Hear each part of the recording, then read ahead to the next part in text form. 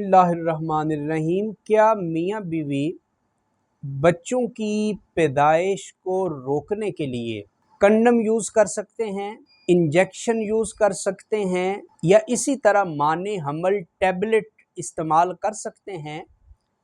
تو جواب یہ ہے کہ جی ہاں، یہ بالکل جائز ہے۔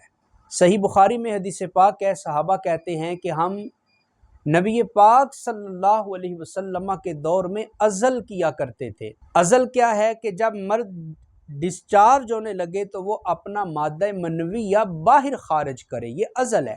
صحابہ کہتے ہیں کننا نازلو، ہم عزل کرتے تھے علی عہد النبی، نبی پاک کے زمانے میں، والقرآن ینزل، اور قرآن بھی اتر رہا تھا۔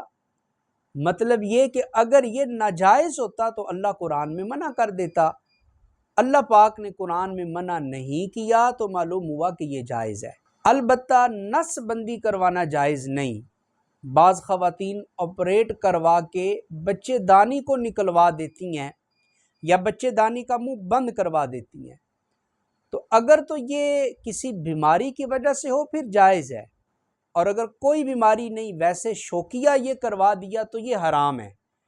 مگر جہاں تک عارضی طور پہ بچوں کی پیدائش میں وقفے کا تعلق ہے تو وہ انجیکشن ہو، مانع حمل دوائیاں ہوں یا کنڈم ہوں، وہ استعمال کیا جا سکتا ہے۔